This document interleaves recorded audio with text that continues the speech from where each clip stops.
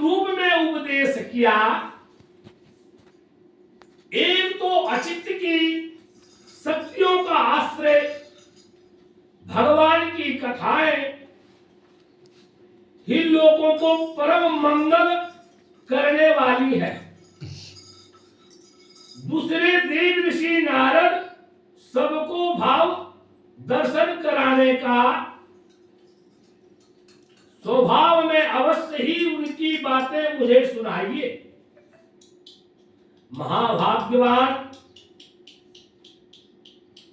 सुखदेव जी, आप मुझे ऐसा उपदेश कीजिए कि मैं अपने आसक्ति रहित को मन को सर्वात्मा भगवान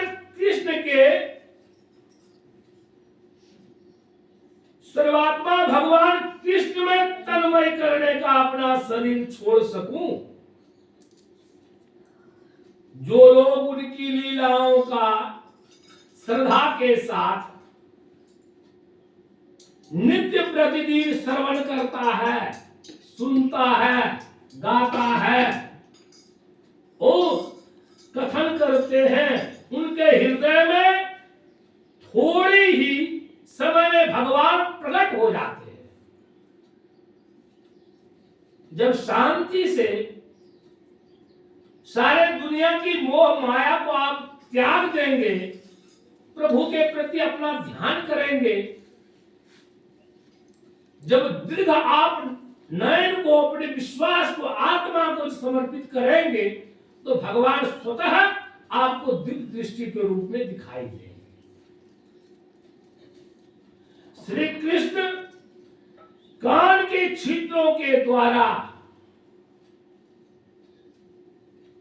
अनेक भक्तों के भावमय में हृदय कमल पर जाकर बैठ जाते हैं और जैसे शरद ऋतु में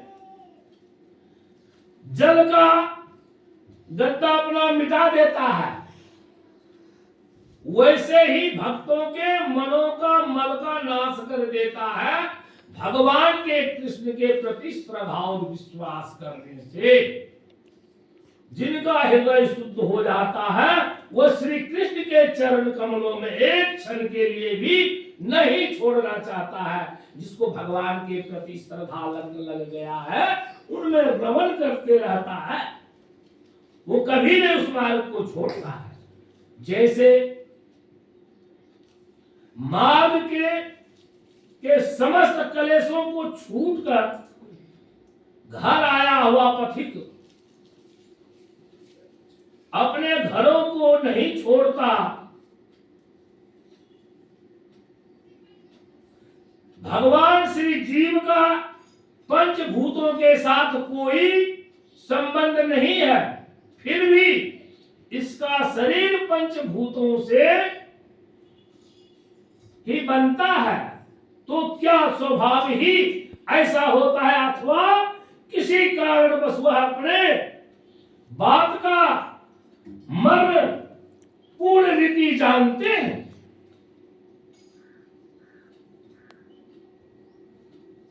आपने बतलाया कि भगवान के नाभि में से वह कमल नयन प्रकट हुआ,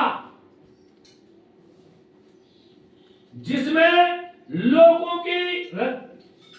की रचनाएं हुई है। यह जीव अपने सीमित अवयवों से ऐसे परीक्षित है, वैसे ही आपने परमात्मा को भी सीमित अवयवों से परीक्षित का वर्णन किया है। यह क्या बात है, जिसके कृपा से सर्वभूतमय ब्रह्मा जी प्राणियों की सृष्टि करते हैं, जिनके नाभि कमल में पैदा होने पर भी उनको कृपा से ही ये उनके रूप का दर्शन कर सकते हैं। वो संसार